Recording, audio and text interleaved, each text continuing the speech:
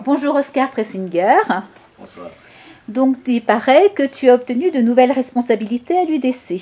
Est-ce que tu pourrais préciser aux lecteurs de Riposte laïque et aux adhérents de Résistance républicaine où tu en es?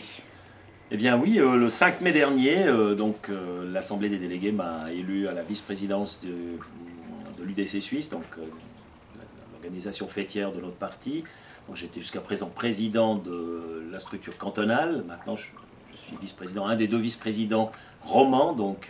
Il y a deux représentants de langue maternelle française dans cette direction du parti. Donc ce qui me permet quand même d'intervenir de manière un peu plus directe et déterminante dans les décisions du parti. Alors si tu devais résumer en 2 ou 3 phrases les caractéristiques principales de l'UDC pour ceux qui ne connaissent pas bien, qu'est-ce que tu dirais? C'est conservateur libéral. On est conservateur sur les valeurs, style les valeurs un peu chrétiennes, c'est clair, ça se retrouve. Et puis, par contre, nous avons un certain libéralisme économique, mais là, il y a quand même des différences selon si l'on est d'une région périphérique comme le Valais, des cantons alpins, ou alors du cœur économique du pays qui est Zurich. Eux sont quand même très libéraux, et nous sommes pour quand même donner un cadre politique au libéralisme économique, parce que nous pensons que si l'on laisse librement le libéralisme évoluer, il finit toujours par un monopole privé quelconque. Donc on prend par exemple la domination de Bill Gates sur le domaine de l'informatique, etc. Donc quand le dernier grand requin a bouffé son plus grand concurrent, ou quand les trois grands concurrents s'arrangent entre eux, vous avez un monopole privé. Et c'est aussi nul, c'est peut-être plus nul, je dirais même, qu'un monopole d'État, parce qu'au moins l'État, il a un devoir par rapport au bien commun.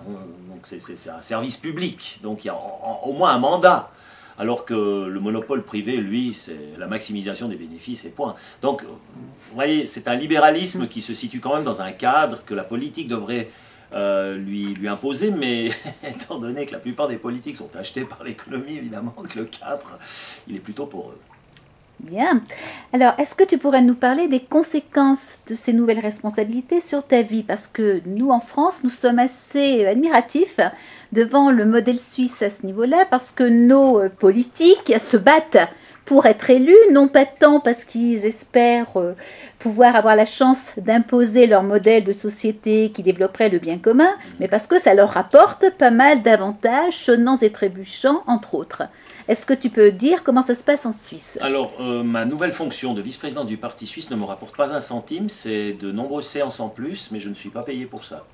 Donc c'est à l'intérieur du parti, toutes mes interventions, toutes mes fonctions, que ce soit en tant que président du parti valaisan, ne me rapportent pas un centime, c'est tout du bénévolat, et je ne demande même pas les frais. On est encore un parti d'idéalistes. C'est pour cette raison que j'y suis toujours. Le jour où ce parti deviendra comme les autres, bon, ça ne m'intéressera plus beaucoup. Mais pour le moment, il y a encore énormément d'idéalisme, des gens qui se mettent réellement à disposition de la cause commune, et sans attendre une rétribution en retour. Par contre, je suis payé par des jetons de présence pour mon action en tant qu'élu du peuple au Conseil national. Là, je touche tant d'argent par jour de session, etc. Mais c'est un salaire tout à fait modeste. Donc je peux vous dire que les parlementaires suisses sont les moins bien payés du monde. Mais c'est la démocratie directe. Donc nous avons tous, pas tous, mais une grande partie d'entre nous, un métier à côté, une profession. Moi j'enseigne encore 15 heures semaine dans mon lycée, j'enseigne l'allemand. Donc je suis en contact avec le citoyen, avec la vie quotidienne des gens. Je ne suis pas quelqu'un qui est dans une sorte de bulle à des stratosphères et où il n'y a que les gens de bonne compagnie qui se rencontrent entre eux, qui décident du destin du bas peuple. Moi, je suis dans le peuple, je les côtoie, on m'aborde dans la rue, on m'aborde à ma place de travail, on m'aborde dans ma vie quotidienne. Parfois, je dépose des interventions parlementaires suite à une injonction, une idée, une suggestion d'un concitoyen. Monsieur tout le monde, il y a des grands spécialistes, on serait des fois étonnés, parmi les citoyens, il y a des gens qui potassent un sujet pendant des décennies, et qui sont des spécialistes, ils connaissent tout là-dedans, et ils vous livrent une motion quasiment toute faite. Il n'y a plus que la déposer au Parlement, et puis souvent l'idée est assez bonne, donc si vous la jugez bonne, vous pouvez la déposer. Alors Oscar, il y a 3 ans, les Français ont commencé à te connaître à travers la votation suisse. Donc vous avez, à la surprise générale, remporté la victoire avec 57%. Est-ce que tu peux nous dire, 3 ans plus tard, si cette votation a été déterminante, si tu as l'impression qu'elle a permis de faire reculer l'islamisation de ton pays, ou si elle n'a été qu'un coup d'arrêt, mais que l'islamisation en Suisse progresse toujours malgré le vote de tes concitoyens? Ça a été un signal de la société civile. Je dirais que le signal avait plus d'impact dans les pays environnants, puisqu'il y a eu des mesures qui ont été prises en Hollande, en France, en Belgique, etc. par la suite. En Suisse même, c'était simplement une interdiction de construire des minarets. Point. Et aucun minaret n'a été construit depuis, puisque Vox Populi, Vox Dei, c'est comme ça. Par contre, l'islamisation continue. Elle est plus difficile en Suisse, je pense, pour des raisons qui sont multiples. La première raison, c'est la configuration même de la société suisse qui empêche quand même fortement le communautarisme. Comme c'est organisé en Suisse avec le fédéralisme, avec les communes, on n'a pas de grands centres urbains, on n'en a que quelques-uns, puis c'est encore des centres relativement restreints. Donc ça, c'est pas encore le problème majeur. Et la population musulmane qui habite la Suisse provient principalement de l'ex-Yougoslavie, donc principalement du Kosovo, donc l'Albanie.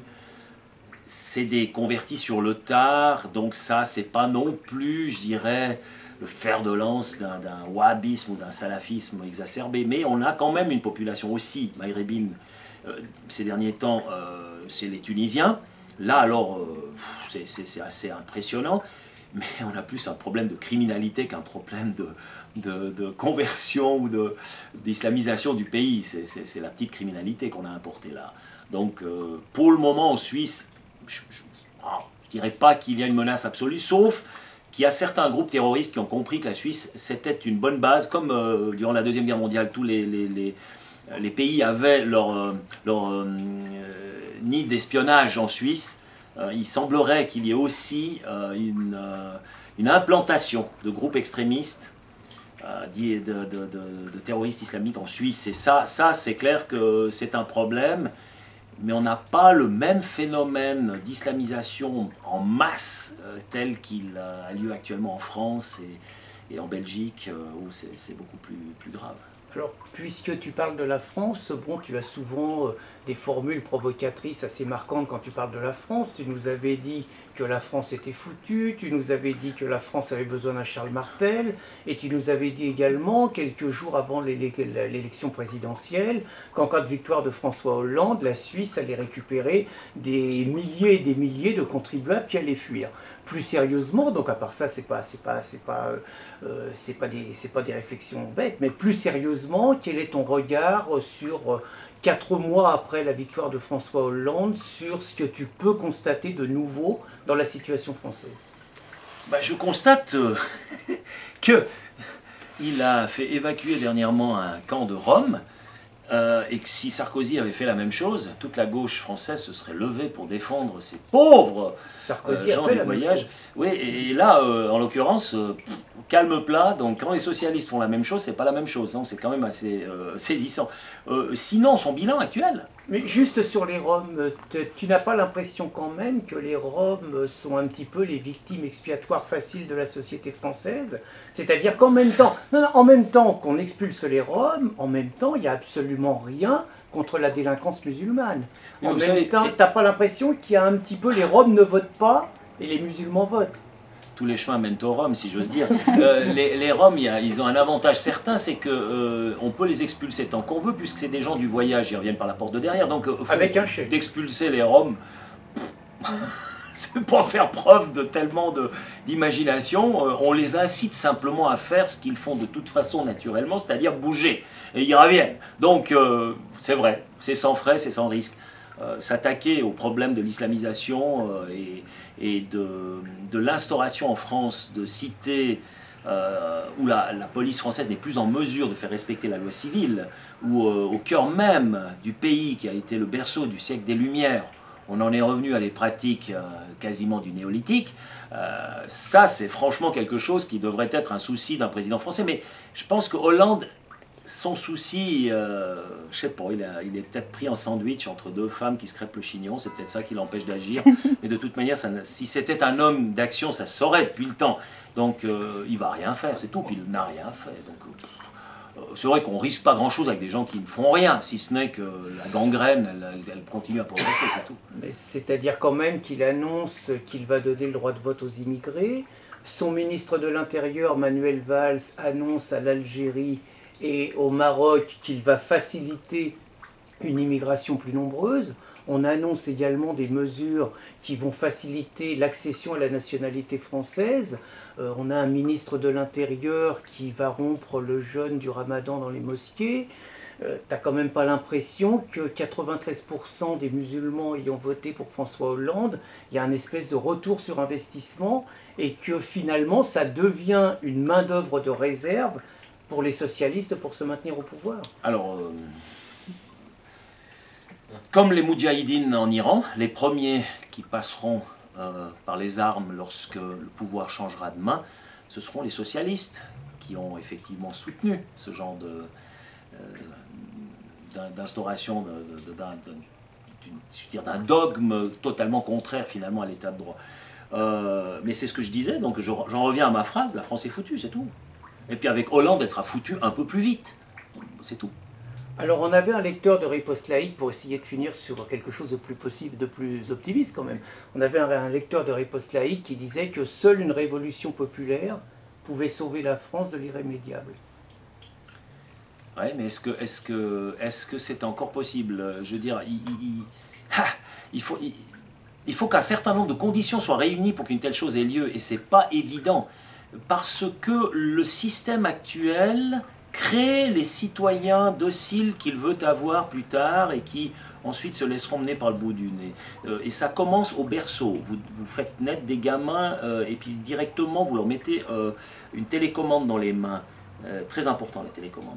Et ils vont passer leur temps à zapper d'une image manipulée à l'autre. Vous allez les priver finalement de la maîtrise de leur langue maternelle, voire de langue étrangère. Donc vous les abrutissez. C'est à peu près le programme de George Orwell, là, du roman 1984. Je crois qu'on est assez proche de cela. Ce qui fait que les citoyens, à un certain moment, ne peuvent plus se révolter parce que ce n'est pas dans leur programme. Ils n'ont jamais été éduqués à l'éventualité d'un esprit critique, à développer un esprit critique. Donc on est loin du sapere aude de Immanuel Kant du siècle des Lumières, au savoir, cogito ergo sum, etc. À mon avis, c'est fini. Donc t'as ton hamburger, t'as ta télévision, du style t'as ton pain et tes jeux, comme du temps de l'ancienne Rome.